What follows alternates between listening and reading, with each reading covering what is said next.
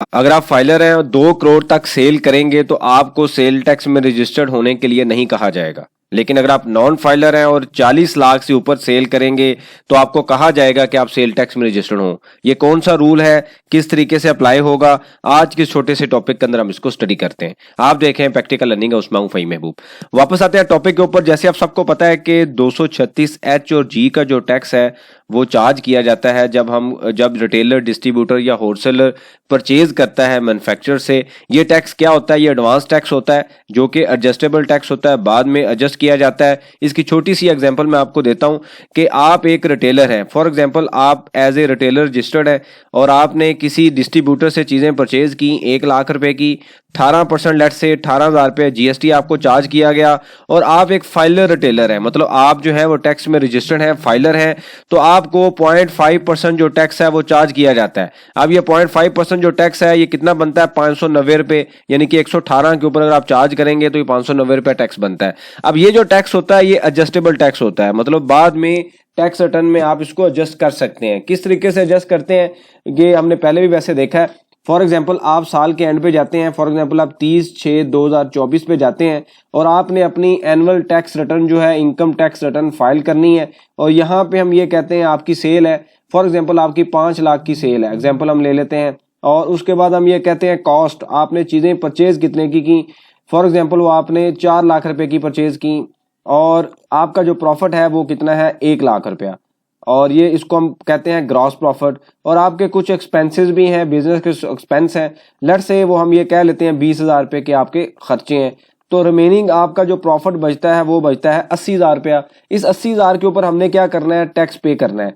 तो हम अज्यूम करते हैं, एग्जाम्पल ले लेते हैं कि इसके ऊपर जो टैक्स बनता है ना वो फॉर एग्जाम्पल बनता है 10,000 रुपये। वैसे तो एक्चुअल हम लेंगे तो 10,000 रुपया टैक्स है। यहाँ पे हम ये कहेंगे कि भाई मैंने फॉर एग्जाम्पल अज्यूम करते हैं कि हम ये कहते हैं 5,000 रुपया तो मैंने ऑलरेडी पे किया हुआ है।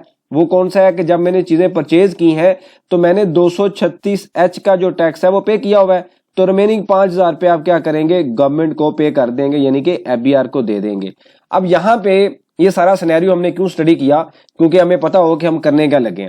अब सवाल ये पैदा होता है कि ये जो अमाउंट है ना, ये 590 वाली जो अमाउंट है, इसके ऊपर गवर्नमेंट ने एक लिमिट लगा दी है, यानी कि लिमिट लगी है टैक्स की अमाउंट की। वो क्या है वो मैं आपको एक्सप्लेन कर देता हूं। लिमिट ये लगी है कि अगर आपका ये जो टैक्स है वो 1 लाख से ऊपर होता है तो आपको सेल टैक्स में भी रजिस्टर्ड होना पड़ेगा। अगर आप 1 लाख से नीचे हैं तो आपको सेल टैक्स में रजिस्टर्ड के लिए नहीं कहा जाएगा। मैं अज्यूम करता हूं, एग्जाम्पल लेता हूं कि आप फाइलर हैं। पहले तो हम स्टडी कर लेते हैं कि रेट क्या है। 236H का जो रेट है वो फाइलर के लिए और नॉन फाइलर के लिए डिफरेंट रेट है। फाइलर के लिए है 0.5%, नॉन फाइलर के लिए है 2.5%।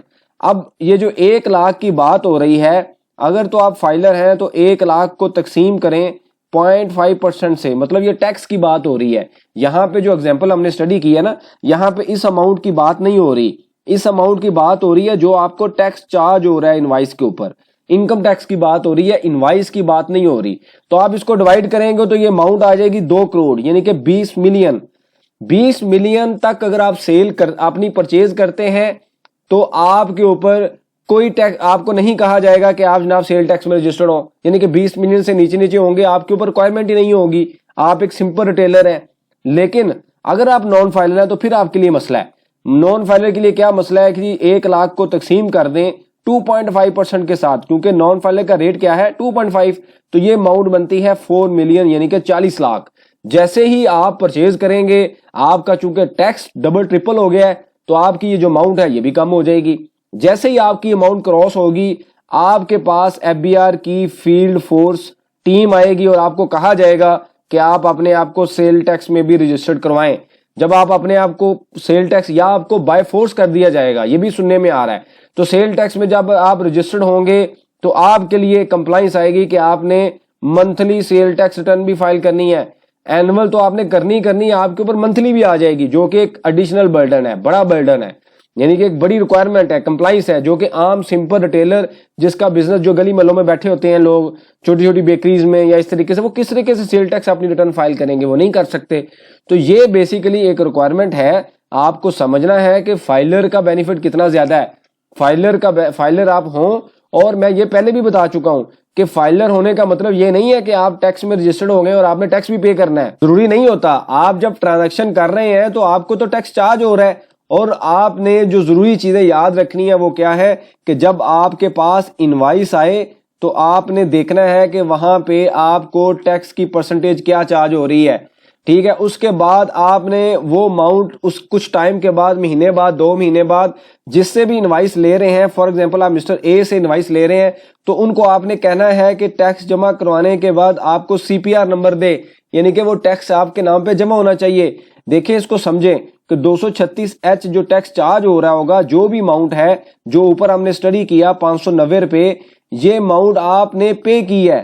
तो पे करने के बाद आपको गवर्नमेंट की तरफ से एक डॉक्यूमेंट भी मिलना चाहिए कि वाकई ये अमाउंट जिस बंदे ने आपसे ली है, क्या उसने एफबीआर को जमा करवाई है कि नहीं करवाई।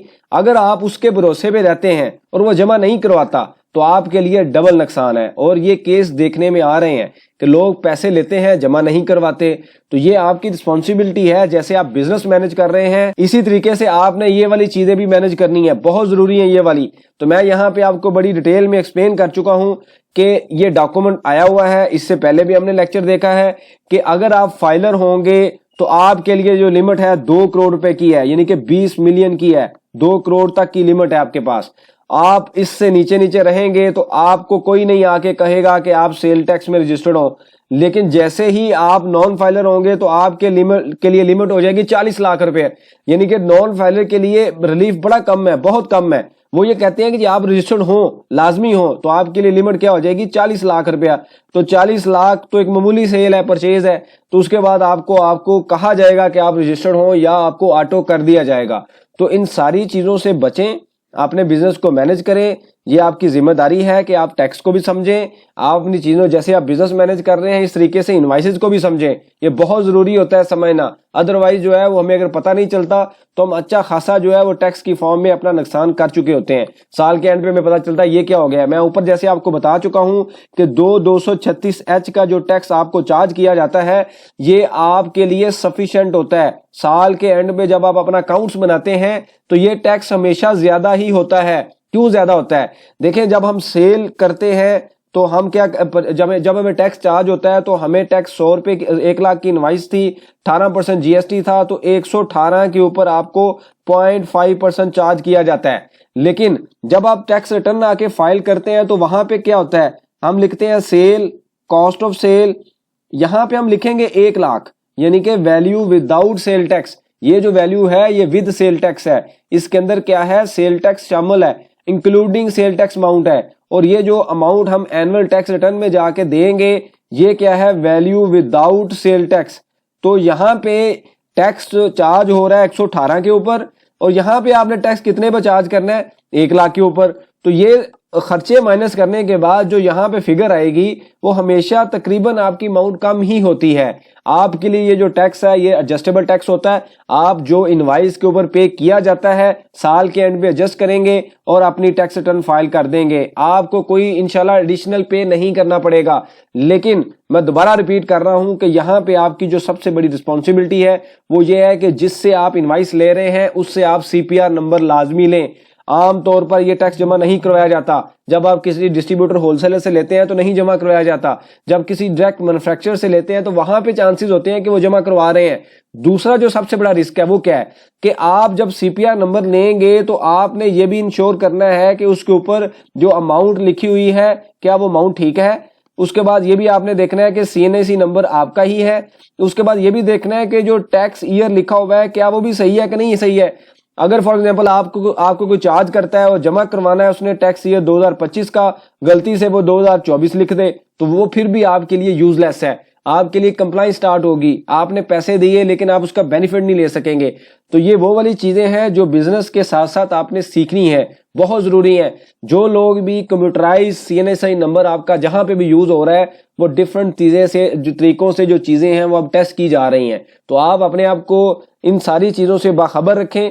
मेरी कोशिश होती है कि जो प्रैक्टिकल इम्प्लीकेशन या प्रैक्टिकल सिनेरियो चल रहा होता है मार्केट में या जिसके ऊपर ज्यादा फोकस किया जाता है उसको हम एज ए प्रोसेस डिस्कस करें ताकि उनसे सीख के आप अपने बिजनेस में अप्लाई कर सकें। अगर आप जॉब कर रहे हैं तो अपने जॉब को मैनेज कर सकें। अगर आप कंसल्टेंसी दे रहे हैं तो हम सब एक दूसरे से सीख के जो सर्विसेज हैं वो अच्छे तरीके से दे सकें। तो ये बड़ी जरूरी चीजें होती हैं कि हम अपने आप को अपडेट रखें। आपको पता है कि डेली बेस पे चीजें चेंज हो रही हैं। टैक्स का नॉलेज ऐसा है कि जितना भी आप स्टडी कर लें उतना कम है। मैं मोस्टली आप लोगों से सीख रहा होता हूं। जब आप कमेंट्स बुक्स करते हैं वहां से कुछ लोगों के क्वेश्चन इस तरह के आते हैं कि मेरे ज़हन में भी नहीं होते, उसको सर्च करना पड़ता है, रिप्लाई करना पड़ता है। सम टाइम मैं चीजें जो बता रहा होता हूँ आप सीख रहे होते हैं। तो ये 2 वे कम्युनिकेशन है। आपके पास कोई एडिशनल चीज हो आप कमेंट्स बुक्स में लाजमी मेंशन कीजिए, क्योंकि मुझे अक्सर व्हाट्सएप पे मैसेज आते हैं तो मेरे लिए पॉसिबल नहीं होता कि मैं सबको रिप्लाई कर सकूं। मैं एक हूं और आप बहुत ज्यादा है, तो इसलिए कोशिश किया करें कि व्हाट्सएप जो कमेंट्स बॉक्स है वहां पे मेंशन कीजिए ताकि दूसरे लोग भी उससे सीख सके। कोई रेलिवेंट सजेशन हो, क्वेश्चन हो, मेंशन कीजिए, इसके ऊपर हम डिस्कशन करेंगे ताकि जो लर्निंग का प्रोसेस है कंटिन्यू रहे। बहुत शुक्रिया, जज़ाकल्लाह।